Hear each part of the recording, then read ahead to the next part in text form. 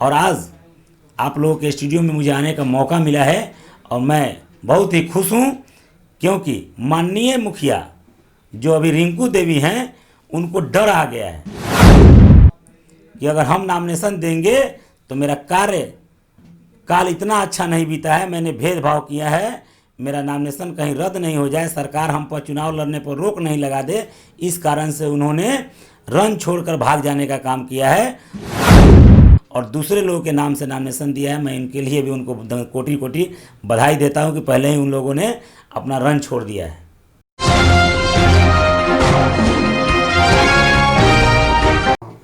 नमस्कार, मैं हूं नीरज प्रभाकर और आप देख रहे हैं न्यूज़ 0 किलोमीटर। मेरे स्टूडियो में आज घोड़ासहन प्रखंड क्षेत्र के श्रीपुर पंचायत क्षेत्र संख्या 6 के मुखिया पद के प्रत्याशी उदय सोनम जायसवाल के प्रतिनिधि के रूप में उदय जायसवाल मौजूद हैं। सबसे पहले आपका स्वागत है। बहुत बहुत धन्यवाद नीरज प्रभाकर जी, जो आपने अपने स्टूडियो में मुझे बोलने का मौका दिया। और सबसे पहला सवाल है आपसे कि पंचायत चुनाव की रणभेरी बज चुकी है और आपके पंचायत में लोगों का जो रुझान है कुछ बदलती हुई तस्वीर पेश कर रहा है। यदि श्रीपुर पंचायत में मुखिया प्रत्याशियों में आपकी दावेदारी प्रबल है और आम जनता पंचायत की एक बदलती हुई तस्वीर देख रही है, तो आपके पास उन लोगों के उम्मीद पर खरा उतरने के लिए क्या एजेंडा है? नीरज जी, मैं बता दूं कि श्रीपुर पंचायत की जनता को मैं धन्यवाद देता हूं। उनके अंदर एक ललक सी जगी हुई है कि मुझे परिवर्तन करना है, क्योंकि अगर उदय सोनम जायसवाल जी मुखिया बन के आती हैं तो हम लोगों के हर गली में सड़क बनेगा, नाले बनेंगे, वृद्धा पेंशन मिलेगा, इंदिरा आवास मिलेगा, सभी मजदूरों को काम मिलेगा। इस तरह का एक योजना बना हुआ है उन लोगों के दिल में कि अगर एक ईमानदार कर्मठ अगर उम्मीदवार हम लोग के सामने आते हैं तो उनसे हमारा पंचायत विकसित होगा और पंचायत मेरा जिला में सर्वप्रथम स्थान प्राप्त करने में आगे बढ़ेगा। आपकी बढ़ती हुई लोकप्रियता के प्रमुख कारण क्या हो सकता है? देखिए, लोकप्रियता पाना आसान नहीं है। जनता के बीच में जब जनता का काम करेंगे, जनता के सब सुख दुख में जब आप साथ देंगे और जनता के बीच जब हमेशा रहेंगे, गरीबों का मदद करेंगे, अमीरों के साथ कदम में कदम मिला के चलेंगे, तो लोकप्रियता जो है अपने आप बढ़ जाती है। आपके पंचायत की कौन सी ऐसी प्रमुख समस्या है जिससे आमजन आज भी जूझ रहे हैं और इसके निराकरण के लिए आपके पास क्या प्लान है? सबसे पहले मैं बता दूं कि मेरे पंचायत के किसान जो हैं उनके लिए समस्या सबसे बड़ी है कि भारत नेपाल सीमा से जो अरुणा नदी का नहर आता है, उस नहर का पानी कवैया के पास आके रुक जाता है, उसके आगे खुदाई नहीं हुआ है, जिस कारण से लगभग सैकड़ों एकड़ ज़मीन बर्बाद हो जाता है। पानी का मुंह जो है बसवड़िया भोरहर कस्बा की तरफ खोल दिया गया है, जिसके लिए हम लोगों ने आंदोलन किया था। एक गेट भी वहाँ बना है, लेकिन अभी तक उसका अस्थायी निदान नहीं हुआ है। यह मुख्य समस्या है। वहीं जो है जितने भी नलकूप हैं वे सभी बंद पड़े हैं, किसानों के खेतों तक पानी भी नहीं पहुँच पाता है और किसानों को हर दृष्टि से जो सहयोग मिलना चाहिए वो पंचायत स्तर पर नहीं मिल पाता है।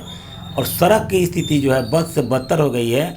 वह श्रीपुर खास का स्थिति आप देखिएगा तो कहीं भी आप सूखे जगह पर पैर नहीं रख सकते हैं। अगर बरसात की पानी हुई तो बहुत ही ऐसा स्थिति वहाँ ख़राब है। श्रीपुर खास एक गांव है जहां आप लोग जाते होइएगा, देखते हुए कि चारों तरफ से पानी लगा हुआ रहता है। हम लोगों के ऊपर लोगों का विश्वास है, इन समस्या का निदान करने का हम लोग प्रयास करेंगे। शिक्षा के स्तर पे भी जो है वह सरकारी विद्यालयों में, अभी तो कोरोना काल था, विद्यालय बहुत दिन से बंद था, सबसे ज़्यादा बुरा असर हमारे छात्रों पर पड़ा हुआ है।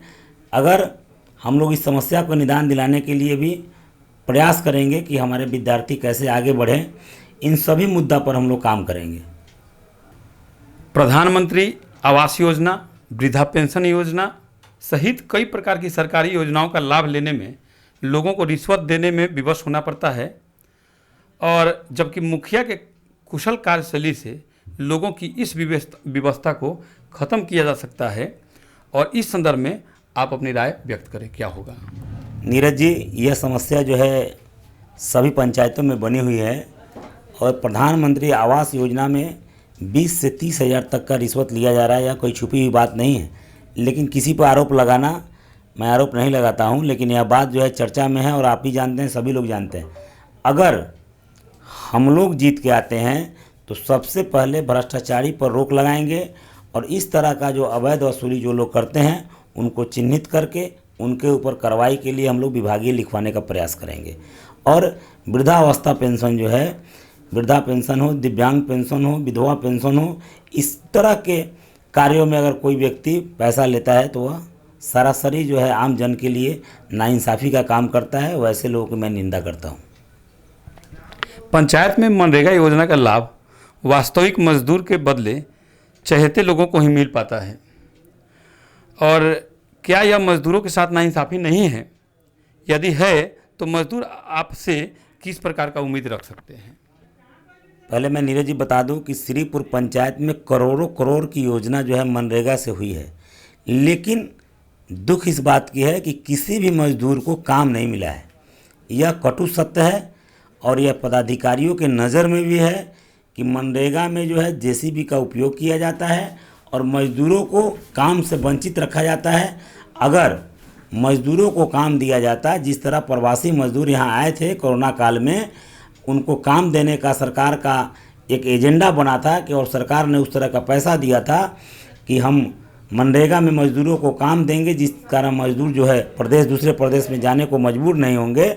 लेकिन इसको जो है वर्तमान मुखिया एवं पदाधिकारियों के मिलीभगत से एक लूट योजना बना दिया गया है और पंचायत में वैसे लोग को इसका लाभ मिला है जो कभी मजदूरी करते ही नहीं हैं। जो वास्तविक मजदूर गरीब हैं उनको काम नहीं मिलता है।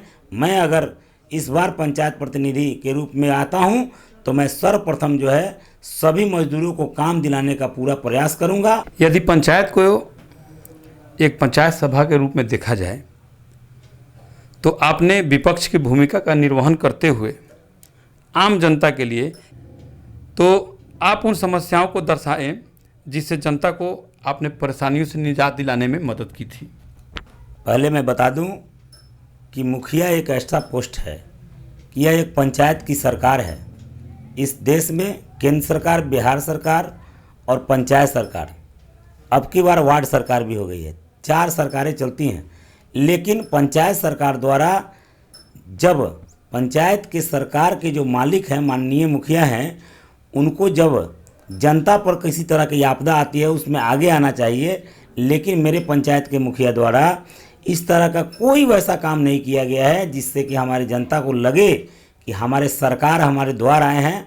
उन लोगों के बीच कोविड महामारी चल रहा था और प्रवासी मजदूर बाहर से आ रहे थे, उनके घर में खाने के लिए स्थिति कैसा था, उनका तबीयत कब खराब होता था, उनको एम्बुलेंस मिलता था कि नहीं मिलता था। ऐसे सभी परिस्थितियों में माननीय मुखिया ने किसी तरह का कोई सहयोग नहीं किया है। हम लोगों ने अपने तरफ से जनता के बीच जाकर बिना सरकार रहते हुए हम लोगों ने जनता को अपना सरकार माना और जनता के हित में काम किया। और दुख की बात है कि श्रीपुर पंचायत में सरकार द्वारा 5 केंद्रों पर क्वारंटाइन सेंटर का पत्र निकाला गया, लेकिन सरकारी खजाने की स्थिति ऐसी थी कि उस समय उसमें व्यवस्था कर पाना संभव नहीं था। हम लोगों ने बाजार के दुकानदारों से सामग्री व्यवस्था करके ग्राम विकास समिति के तत्वाधान में सभी क्वारंटाइन सेंटरों पर प्रवासी मजदूरों को रखने का व्यवस्था किया, उनको डिग्निटी किट दिलवाने का व्यवस्था किया, खाना का व्यवस्था किया, रसोइया का व्यवस्था किया। और जब सरकार को भुगतान देने की बात आई तो सरकारी पदाधिकारी जो है इस बात से अलग हट गए। मुझे खुशी है कि बिहार सरकार के एक काम में मैं श्रीपुर पंचायत का बोझ तो हल्का कर दिया। सरकार ने मुझे पैसा नहीं दिया, इसके लिए मुझे दुख नहीं है, लेकिन मुझे दुख इस बात की है कि पंचायत के मुखिया को आगे आना चाहिए। 14 पंचायत में से 13 पंचायत के मुखिया आगे आकर क्वारंटाइन सेंटर में मदद किए, लेकिन श्रीपुर एक ऐसा पंचायत है जहां के मुखिया ने प्रवासी मजदूरों से नाता तोड़ लिया और मुंह मोड़ लिया और कहा कि नहीं, हमको इससे कोई मतलब नहीं है। मैं वैसे प्रवासी मजदूरों को भी धन्यवाद देता हूं कि जिन लोगों ने मेरे प्रयास से क्वारंटाइन सेंटर पर रहकर और अपने हौसला को बुलंद किया और मेरे हाथों को मजबूत किया और सरकार के इस महामारी में हम लोग मिलजुल कर काम किए और सभी लोग सकुशल अपने घर घर कुछ गए और प्रदेश फिर दोबारा गए। इस बात की मुझे दुख हुई कि हमारे मजदूर जो है फिर प्रदेश कमाने चले गए। अगर हमारे राज्य में काम रहता, मेरे पंचायत में मनरेगा से भी काम रहता, तो मेरे मजदूर को बाहर नहीं जाना पड़ता। और आज आप लोगों के स्टूडियो में मुझे आने का मौका मिला है और मैं बहुत ही खुश हूँ, क्योंकि माननीय मुखिया जो अभी रिंकू देवी हैं, उनको डर आ गया है कि अगर हम नॉमिनेशन देंगे तो मेरा कार्यकाल इतना अच्छा नहीं बीता है, मैंने भेदभाव किया है, मेरा नॉमिनेशन कहीं रद्द नहीं हो जाए, सरकार हम पर चुनाव लड़ने पर रोक नहीं लगा दे, इस कारण से उन्होंने रन छोड़कर भाग जाने का काम किया है और दूसरे लोगों के नाम से नॉमिनेशन दिया है। मैं इनके लिए भी उनको कोटि कोटि बधाई देता हूं कि पहले ही उन लोगों ने अपना रन छोड़ दिया है। यदि श्रीपुर की जनता आपको विजय श्री का ताज पहनाती है तो फिर अगले 3 वर्षों में श्रीपुर पंचायत को आप कहाँ देखना चाहेंगे? सबसे पहले नीरज जी हम बता दें कि अगर श्रीपुर की जनता ने हम पर विश्वास किया और विश्वास करने के बाद हमको जीत मिली, तो मैं श्रीपुर को 3 साल में जिला के सर्वोत्तम वैसा पंचायत बना दूंगा कि जिस पंचायत का नाम पूरे जिला में होगा। और 5 साल का कार्यकाल पूरा होते होते हम लोग बिहार में श्रीपुर पंचायत का नाम रोशन करेंगे। एक भी गली नहीं होगा जहां सड़क नहीं होगा, एक भी गली वैसा नहीं होगा जहां नाला नहीं होगा, एक भी गली वैसा नहीं होगा जहां लाइट नहीं होगा। किसानों के हर क्षेत्र तक पानी पहुंचाने का हम लोग पूरा प्रयास करेंगे। और अपने पंचायत में आवास योजना से हर गरीब को हम लोग पूरा प्रयास करेंगे उनका पक्का मकान बन जाए, रिश्वतखोरी बंद हो जाए। सभी तरह के समस्याओं से निजात दिलाने में मैं भरपूर सहयोग करूंगा। और ऐसे स्थिति परिस्थिति में जब हमको दुख होता है कि कोई हमारे गरीब मर जाते हैं और सरकार का अनुदान राशि उनको मिलना रहता है लेकिन उसको समय पर नहीं मिल पाता है, मैं पूरा प्रयास करूंगा कि ऐसे लोगों के लिए मैं जब भी उस तरह का कोई घटना घटता है तो मैं तत्काल राहत कोष पहुंचाने का पूरा प्रयास करूंगा। और आप हमारे चैनल के माध्यम से श्रीपुर की जनता तक क्या संदेश देना चाहेंगे? मैं आपके चैनल के माध्यम से श्रीपुर के जनता तक यह संदेश पहुंचाना चाहता हूं कि आप लोग एक बार 15 साल बनाम 5 साल के लिए परिवर्तन करें और 15 साल में जो विकास हुआ है उस विकास को हम 5 साल में करके दिखाएंगे। तो चलते चलते आपके सुखद राजनीतिक जीवन की कामना करते हुए बहुत बहुत धन्यवाद आपको। आपको भी नीरज जी धन्यवाद।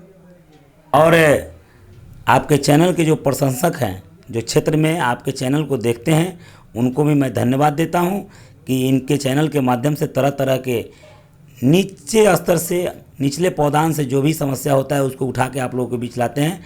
इसके लिए मैं 0 किलोमीटर को भी धन्यवाद देता हूं और आपके दर्शकों को भी धन्यवाद देता हूं। हाँ जी, रुकिए, जाने से पहले मेरे चैनल को लाइक करें, सब्सक्राइब करें और बेल आइकन जरूर दबाएं ताकि कोई भी मेरा न्यूज़ सबसे पहले आप तक पहुंचता रहे। धन्यवाद।